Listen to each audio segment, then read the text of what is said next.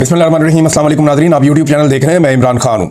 नाज़रीन, सबसे पहले खैबर पख्तूनख्वा का जो अफसोसनाक वाक़या है उसके ऊपर तो अब बहुत सारी आर्टिफिशियल इंटेलिजेंस की वीडियोज़ और तस्वीर बनाई जा रही हैं और मेरे ख्याल में चीज़ों को अब सियासत की नज़र किया जा रहा है। ये एक इंतज़ामी मसला है, बड़ा अफसोसनाक मामला है। और खैबर पख्तूनख्वा की हुकूमत हो या वहाँ की स्वात की इंतज़ामिया हो, PDMA हो या NDMA हो, ये उनकी गफलत है, उनकी नाकामी है कि बार बार पाकिस्तान में सयाहों के साथ अफसोसनाक वाक़यात होते हैं, लेकिन ना तो उन वाक़यात को रोका जा सकता है और ना ही उन पर काबू पाने का कोई तरीक़ाकार है और ना ही सयाहों को रेस्क्यू करने का कोई प्रॉपर बंदोबस्त या इक्विपमेंट मौजूद है। ये साजो सामान कोई इतना महंगा नहीं होता। अब खबरें आ रही थी जनाब ड्रोन्स लाए जाएंगे, उनके ज़रिए से रेस्क्यू किया जाएगा, अच्छी बात है। कोई इतना महंगा ये भी फार्मूला नहीं है कि बहुत महंगे ड्रोन्स आते हैं। ये रेस्क्यू करने के लिए आप ले सकते हैं, ड्रोन्स भी ले सकते हैं। इनके अलावा आप ऐसी कश्तियाँ ले सकते हैं, आप इस तरह की रस्सियाँ ले सकते हैं, आप लाइफ जैकेट्स जो हैं वो अच्छी वाली ले सकते हैं। कुछ पानी के अंदर जाने के लिए कुछ साजो सामान होता है वो इस्तेमाल कर सकते हैं। तो आपको ट्रेनिंग देनी पड़ेगी अपने वर्कर्स को और उन्हें तैयार करना पड़ेगा और आमादा करना पड़ेगा कि जब भी कोई मुश्किल में हो तो उसकी मदद करनी है। अब पंजाब हुकूमत हो या वफाकी हुकूमत हो, उन्होंने इसको एक अपॉर्चुनिटी के तौर पर लिया और उनके जो हवारी हैं उन्होंने भी इसको ऐसे ही लिया। देखिए, पाकिस्तान तहरीक इंसाफ एक ऐसी जमात है कि वो उनके जो सोशल मीडिया के कारकुन हैं वो हर गलत चीज़ के सामने खड़े हो जाते हैं। इसके ऊपर तनकीद का जो आगाज़ है वो पाकिस्तान तहरीक इंसाफ के अपने सोशल मीडिया ने, उनके अपने कारकुनान ने किया था कि ये गलत हो गया और इसके लिए जवाबदेही होनी चाहिए जो लोग इसके लिए ज़िम्मेदार हैं। लेकिन उसके बाद हमने देखा कि PMLN ने और पीपल्स पार्टी ने और बाकी जमातों ने और उनके जो टाउट्स हैं उन्होंने ये फैसला किया कि इसे इस्तेमाल किया जाएगा अली अमीन गंडापुर के खैबर पख्तूनख्वा की हुकूमत के खिलाफ। और वो ज़मीन आसमान के कलाबे मिला रहे हैं। वो कह रहे हैं जी खैबर पख्तूनख्वा कोई जाए ना सेहत के लिए, लोग ऐसी बातें भी कर रहे हैं। भाई क्यों ना जाएं, खैबर पख्तूनख्वा सेहत के लिए बिल्कुल जाना चाहिए। ये वाक़यात इंतज़ामिया की गफलत है, इंतज़ामिया को दुरुस्त करने की ज़रूरत है, सयाहत को रोकने की ज़रूरत नहीं है। वहाँ जो लोग प्राइवेट बिजनेस कर रहे हैं, चाहे वो होटल मालिकान हैं, चाहे वो खाना पकाने वाले हैं, खाना खिलाने वाले हैं, चाहे वो ट्रांसपोर्टर्स हैं, वो तो बड़े वेलकमिंग हैं और वो आने वाले सयाहों का बहुत ख्याल भी रखते हैं। मेरे ख्याल में ये नफरत फैलाने का वक्त नहीं था, लेकिन हर चीज़ को अपनी सियासत के लिए इस्तेमाल किया जाता है। वहीं एक सवाल ये उठाया जा रहा है, शाहिद अफरीदी को भी शायद इसीलिए ये ट्वीट याद आ गया या उन्हें कह दिया गया कि इस पर आपको ट्वीट करना होगा और ये मौका आपको मिल गया नीचे दिखाने का इन्हें। हालांकि शाहिद अफरीदी साहब बहुत सारे इंतजामी मामला पे खामोश रहते हैं और इसी बुनियाद के ऊपर उन पर तनकीद हो रही है कि जनाब फलां फलां इवेंट पे आप नहीं बोले, अब आप बोल रहे हैं। मिसाल के तौर पर एक बड़ा इंसिडेंट है, उसको सामने लेकर आए लोग और वो ये बता रहे हैं कि ये तो चले एक हादसा था ना, कुदरती आफत थी और कुदरती आफत के नतीजे में ये सब हुआ जो नहीं होना चाहिए था। लेकिन अगर आप दूसरी जानिब ये देखें कि पंजाब के अंदर पाकपतन में एक अस्पताल है, वहाँ पे 20 के करीब बच्चे गुज़िश्ता चंद दिनों में जान की बाजी हार गए हैं और जो खबर है उसके मुताबिक 6 दिनों के अंदर जाँ बक होने वाले 20 बच्चों में से 11 नौमौलूद थे। 4 बच्चों की उम्र 1 दिन, 4 की उम्र जो है वो 5 माह और 1 बच्चे की उम्र जो है वो 5 साल थी। इब्तदाई इंक्वायरी में डॉक्टरों और नर्सों को जो है क्लीन चिट दे दी गई, जनाब फारिग कर दें इनको। और ये भी कहा जा रहा है कि अमवात के रिकॉर्ड के अंदराज में गफलत बरती गई है और बहुत सारी अजीब अजीब बातें कर दी गई हैं। लेकिन जो रिपोर्ट है उसके ऊपर कोई ट्रस्ट नहीं कर रहा। ये डॉन के ऊपर जो है इसके बारे में आर्टिकल भी छपा हुआ है और 6 रोज़ में DHQ पाकपतन में 20 नौमौलूद जान की बाजी हार गए। अब ये तो अस्पताल में बच्चे फौत हो रहे हैं ना।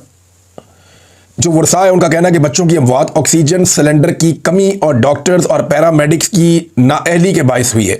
यहाँ पे कुदरती आफत आई है, उसके अंदर लोग शहीद हो गए हैं, जाँ बक हो गए हैं, इंतहाई अफसोसनाक वाक़या है। लेकिन सेम टाइम में एक अस्पताल के अंदर, दरिया में नहीं, अस्पताल के अंदर नालायकी, नकम्मेपन और गफलत की वजह से 20 बच्चे जाँ बहक हो गए। उनके बारे में ना मीडिया बात कर रहा है ना कोई और बात कर रहा है। अब सोशल मीडिया ने इस मामले को उठाया और सबको सांप सूंघ गया है, कोई इसके ऊपर बात ही नहीं करता। सलमान अकरम राजा साहब ने एक स्टेटमेंट दिया, वो मैं चाहता हूँ पहले स्टेटमेंट आपके सामने रखूँ। बड़ा अजीबोगरीब स्टेटमेंट दे दिया उन्होंने ये जो वाक़या हुआ है स्वात में, उन्होंने कहा जी खैबर पख्तूनख्वा हुकूमत को उन्होंने बरी ज़िम्मा करार दे दिया। सलमान अकरम राजा का कहना है कि फैमिली पिकनिक कर रही है, कुदरती आफत आ गई तो वहाँ हुकूमत क्या कर सकती है। उन्होंने कहा कि खैबर पख्तूनख्वा हुकूमत सुपरमैन तो नहीं है कि फ़ौरन पहुँच जाए। बात तो ठीक है, लेकिन उनका वज़ीर आला तो 11 पहाड़ क्रॉस कर देता है और पता नहीं कितने ज़िले क्रॉस कर देता है और वो पहुंच जाता है असेंबली में। तो उसको हम ये तो नहीं कह रहे कि वो दरिया में पहुंच जाए, हम तो ये कह रहे हैं कि सिस्टम बनाओ भाई। हुकूमत ने कोई हर जगह अपने मिनिस्टर तो नहीं भेजने होते। सलमान अकरम राजा साहब ने बड़ी अजीब बात की है, उन्हें पता होना चाहिए कि गवर्नेंस क्या होती है। मैं बड़ा मोतरफ हूँ उनकी काबिलियत का, लेकिन यहाँ बहुत अजीब बात की उन्होंने कि हुकूमत कोई सुपरमैन है कि हर जगह पहुँच जाए। हुकूमत को कौन कह रहा है कि पहुँचे? हुकूमत का काम है कि हर चीज़ को ठीक करे। यहाँ पे जो हुकूमत मौजूद है पाकिस्तान तहरीक इंसाफ की, इससे पहले भी इन्हीं की हुकूमत थी। ये बार बार वाकयात होते हैं दरियाओं के अंदर, बार बार सयाहों के साथ इस किस्म के वाकयात होते हैं। क्यों यहाँ पे एक ऐसा सिस्टम नहीं लगाया जाता कि पानी या आफत आने में कई घंटे लगते हैं? एक दिन पहले से वार्निंग थी, फिर 1 से 1.5 घंटा लगा पानी सयाहों तक पहुंचने में। क्यों नहीं दरिया को या दरिया के पेट को खाली करवाया गया? क्यों वहां पे इंतजामिया हरकत में नहीं आई? सुपरमैन बनने की जरूरत नहीं है। पूरी दुनिया में क्या, जहां पे दुनिया में रेस्क्यू किया जाता है सयाहों को या आम शहरियों को, वहां पे उनकी हुकूमतें सुपरमैन होती हैं जो वो ये काम करती हैं। सही काम करने के लिए सुपरमैन की जरूरत नहीं होती। सही काम करने के लिए अपना काम करने की जरूरत होती है और तरजीहात को अवामी मफाद में रखने की जरूरत होती है। मैं कई दफा बता चुका हूं, फिर रिपीट करूंगा दोबारा से कि जनाब कौन से तरीके थे जिनको अडॉप्ट करके इन लोगों की जान बचाई जा सकती थी।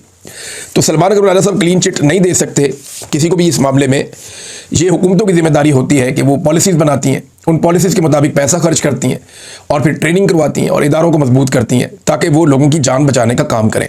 इसके बाद नादरीन एक और खबर बार बार आती है, बिलावल बड़े ज़ोर शोर से ये बात करते हैं, कुछ और लोग भी कह रहे हैं कि इंडिया ने अगर हमारा पानी रोका तो हम ये कर देंगे, हम वो कर देंगे। ये जो सैलाब जैसी सूरत हाल आई है ना, ये ऊपर क्लाउड ब्रस्ट हुआ है और कई पाकिस्तान के इलाकों में बारिशें ज़्यादा हो रही हैं, कैशमेंट एरियाज बने हैं जिसकी वजह से तुहियां नहीं आ रही है नदी नालों में और पानी का फ्लो बढ़ गया है। अदरवाइज इंडिया ने पाकिस्तान का पानी जगह जगह रोक के बहुत ज़्यादा डेड लेवल पर पहुंचा दिया था चंद दिन पहले तक। धमकियां कभी बिलावल लगाता है, कभी धमकियां कोई और PMLN का बंदा लगा देता है, कभी कोई पीपल्स पार्टी का बंदा लगा देता है कि जनाब इंडिया हमारा पानी बंद करेगा तो हम इंडिया में घुस जाएंगे, हम जनाब डैम स्ट्रक्चर्स तोड़ देंगे, हम 6 के 6 दरियाओं का पानी ले लेंगे।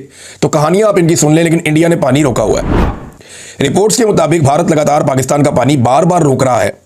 पाकिस्तानी दरियाओं पर भारत ने हाइड्रो पावर प्रोजेक्ट्स कुछ बना लिए हैं और कुछ पर अभी तक काम जारी है। पाकिस्तान की जिम्मेदारी है या पाकिस्तान की फोर्सेस की कि जो पाकिस्तान के हिस्से का पानी है उसके ऊपर गैर कानूनी तामीरात भारत ना करे। जब कभी भारत गैर कानूनी तामीरात करे तो उसको ताकत के बलबूते पे रोका जाए, आलमी सतह पे गंदा करके रोका जाए। जैसे भी रोका जाए वो स्ट्रक्चर्स बनने से पहले रुकने चाहिए। लेकिन कुछ स्ट्रक्चर्स भारत बना चुका है और कुछ के ऊपर इस वक्त काम चल रहा है, तो इनका ज़बानी जमा खर्च जारी है। ये बड़के छड़के मार देते हैं, लेकिन इसके बावजूद अमली तौर पर कुछ नहीं किया। भारत का जंगी जुनून नाज़रीन ख़त्म नहीं हुआ। अभी थोड़े दिन पहले उन्होंने स्टेटमेंट दिया था कि ऑपरेशन सिंदूर जो है वो अभी अपने इख्तिताम पे नहीं पहुंचा, बल्कि उसका नेक्स्ट फेज़ जल्द होगा। ये भारत के अंदर लोगों ने दावा किया। और अब जो इतला आ रही है वो ये है कि भारत ने S-400 की जो खरीदारी का अमल है उसे बहुत तेज़ कर दिया, क्योंकि ये वो सिस्टम है जो अगर पाकिस्तान भारत पे किसी वक्त एक फ़िज़ाई हमला करता है या पाकिस्तान भारत के ऊपर किसी किस्म का कोई मिसाइल दागता है तो उसमें S-400 जो है वो एक एफिशिएंट सिस्टम है एयर डिफेंस का। यानी दुनिया के अंदर अगर आप टॉप 3 सिस्टम लें तो उनमें ये S-400 है, जिसे दुनिया मानती है कि दुनिया का बेहतरीन एयर डिफेंस सिस्टम है। तो ये रशिया का बना हुआ है, भारत ने इसकी खरीदारी बहुत तेज़ कर दी है। ऐसा लगता है कि भारत पंगा ज़रूर लेगा। वो हथियारों की एक दौर में लग गया दोबारा से, जैसा कि 2019 में जब उन्हें मार पड़ी थी इमरान खान साहब के दौर में, तो उन्होंने फिर राफेल तैयारे लिए थे, कुछ और साजो सामान वो ले रहे थे। तो अब वो तैयारी जब उन्हें लगा कि उनकी हो गई है तो उन्होंने फिर पंगा लिया, फिर मार पड़ गई, उनकी तैयारी गिर गए। और अब भारत दोबारा बड़ी तेज़ी से तैयारी कर रहा है और उसका जंगी जुनून ख़त्म नहीं हो रहा। दूसरी तरफ पाकिस्तान के अंदरूनी खतरात बहुत बढ़ गए हैं। पाकिस्तान के अंदर एक बड़ा अफसोसनाक वाक़या पेश आया शुमाली वज़ीरिस्तान में। वहाँ सिक्योरिटी फोर्सेज के काफिले के ऊपर एक हमला हुआ और 13 सिक्योरिटी एहलकार इस हमले में शहीद हो गए। 14 दहशतगर्दों को मारने का दावा भी किया गया है, लेकिन ISPR के मुताबिक मीर अली में फोर्सेज के काफिले पर भारतीय स्पॉन्सर्ड खारजी दहशतगर्दों की जानिब से हमला किया गया। यानी ये TTP का ही है, गालिबन ये कहते हैं। भारत की मनसूबाबंदी और सरपरस्ती में फितनतुल खवारिज ने काफिले को निशाना बनाया। पाक फौज का कहना था कि गाड़ी पर सवार हमला आवर की खुद को फोर्सेस के काफिले के सामने धमाके से उड़ाने की कोशिश की, ताहम काफिले के लीडिंग ग्रुप ने भारतीय स्पॉन्सर्ड खारजी दहशतगर्द के अज़ाइम नाकाम बना दिए और एक बारूद से भरी हुई गाड़ी जो है वो गाड़ियों में से एक गाड़ी से टकरा दी गई, जिसके नतीजे में 13 सिक्योरिटी एहलकार शहीद हो गए और ज़ख्मी भी हो गए। और दहशतगर्दी के इस वाक़े में 3 आम शहरी भी ज़ख्मी हुए हैं, जिनमें 2 बच्चे और एक खातून शामिल हैं। जो लोग शहीद हुए उनके नाम भी ISPR ने जारी कर दिए। इंतहाई अफसोसनाक वाक़या है। और इससे कबल वज़ीर आला खैबर पख्तूनख्वा के दफ्तर से एक इब्तदाई बयान जारी किया गया था, जिसमें बताया गया था कि खुदकुश धमाके में 8 सिक्योरिटी एहलकार शहीद हुए हैं, लेकिन जब तफसीलात सामने आई तो ये 13 सिक्योरिटी एहलकार हैं, ये शहीद हो गए हैं। रियासत की तवज्जो इन चीज़ों की तरफ होनी चाहिए, रियासत को यहाँ फोकस करना चाहिए।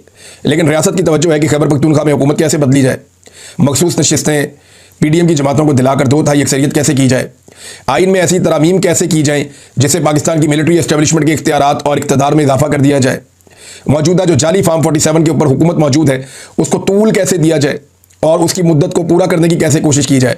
इमरान खान को अंदर रखने के नए हरबे और नए मुकदमात क्या हो सकते हैं, तहरीक इंसाफ के टुकड़े करने के तरीके क्या है, उनके बंदे कैसे उनकी पार्टी से छीने जाएं, ये सारी चीज़ों के ऊपर जब रियासत और रियासती इदारों की तवज्जो रहेगी तो फिर दहशतगर्दी जैसे संजीदा मामले से कौन लड़ेगा, ये एक बड़ा सवाल है हमारे सामने, जिसका जवाब फिलहाल किसी के पास नहीं है।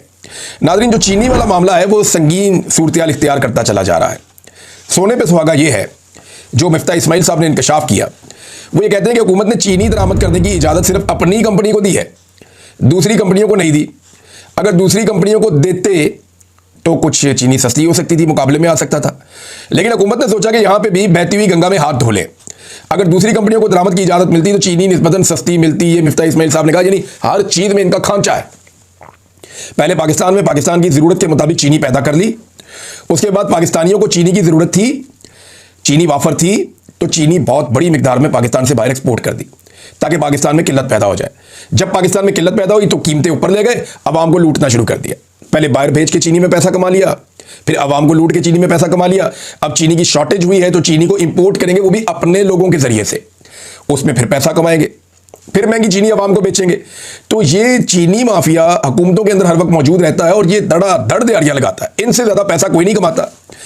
ये साल में मेरे ख्याल 2 महीने अपनी फैक्ट्री चलाते हैं और पूरा साल बैठ के ये लोग पैसे गिनते हैं। तबाही फेरी हुई है इस माफिया ने पाकिस्तान में, और इनके लिए ऐसा लगता है पूरी पार्लियामेंट जो कमाल है वो इनके लिए काम करती है, पूरा सिस्टम इनके लिए काम करता है।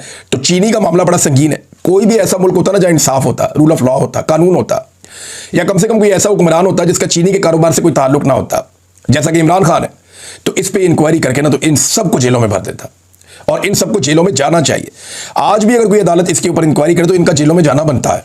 मरियम नवाज ने एक बड़ा अजीबोगरीब स्टेटमेंट दे दिया नाज़रीन। लेकिन मैं सियासी बात नहीं करना चाहती, लेकिन मैं पॉलिटिकल एनिमल हूं। ये एक कहावत उठा के ले आई पुरानी, पॉलिटिकल एनिमल। वैसे सोशल एनिमल भी कहते हैं इंसान को, लेकिन यहां पे ये कोई फिट नहीं होता जुमला। बस एक चीज पता चल जी उसको फिट करना है जनाब, मैंने ये भी बोलना है। तो पॉलिटिकल तो ये लोग हैं नहीं। पॉलिटिकल होते तो पॉलिटिक्स करने वालों का ये हाल करते हैं, जो बंदा अपनी पार्टी का झंडा उठाता है ये उसको अंदर कर देते हैं दहशतगर्दी का मुकदमा देकर। पॉलिटिकल अपने अपोनेंट्स को सबको जेलों के अंदर इन्होंने भरा हुआ है। खवातीन के ऊपर उन्होंने टॉर्चर किया है, जबर जुल्म और फस्तायत के साथ ये इक़्तिदार में है। तो सियासी तो ये बिल्कुल नहीं है, ना इनकी सियासी सोच है, ना इनकी सियासी तरबियत है, ना ये सियासी नुक्ता नज़र रखते हैं। अब आ जाए एनिमल वाले वर्ड पे, उस पर गौर किया जा सकता है क्योंकि जंगल का कानून तो पाकिस्तान में चल रहा है और जंगल के अंदर एनिमल का राज होता है। तो एनिमल वाली बात जो है उसमें थोड़ा वजन ऐसा लगता है कि दिखाई दे रहा है। नाज़रीन, एक और खबर है इंपॉर्टेंट, और वो ये है कि गजा के ऊपर क़यामत टूट पड़ी है गुज़िश्ता चंद दिनों से। जब से इसराइल और ईरान के बीच में जंगबंदी हुई है उस वक्त से लेकर अब तक गजा में ऐसा लगता है कि क़यामत टूट पड़ी है। रोज़ाना की बुनियाद पर 80 के करीब फ़लस्तीनियों को शहीद किया जा रहा है, जिनमें बच्चे हैं, मदद करने वाले वर्कर्स हैं, भूखे लोग हैं जो खाने की तलाश में मारे मारे फिरते हैं। उनके ऊपर बमबारी की जाती है, उनके ऊपर शेलिंग और फायरिंग की जाती है और निहत्ते फ़लस्तीनियों को बार बार शहीद किया जा रहा है, जबकि सैकड़ों को रोज़ाना की बुनियाद पर ज़ख्मी कर दिया जाता है। डोनाल्ड ट्रंप ने कहा, बाकी सब ने कहा कि ये जंगबंदी हो जाएगी, लेकिन क्या जंगबंदी से पहले इतने बड़े पैमाने पर नस्लकुशी होगी? इस कत्लेआम को रुकना चाहिए। तमाम ममालिक के पास ये मौका है कि जो निहत्ते फ़लस्तीनियों का कत्लेआम हो रहा है, जो वहाँ पे मदद करने वाले वर्कर्स हैं उनका कत्लेआम हो रहा है, इसको रोकने के लिए अपना किरदार अदा करें। और इस खित्ते में देर पा अमन के लिए जो बेस्ट तरीका है वो यही है कि आप यहाँ पे फ़लस्तीन का मसला हमेशा के लिए हल करें, फ़लस्तीनियों को उनका हक दिलवाएं ताकि ये खित्ता पुरअमन तरीके से लंबे अरसे तक रह सके। अब तक इतनी, अपना ख्याल रखिएगा, अपने चैनल का भी। अल्लाह हाफ़िज़।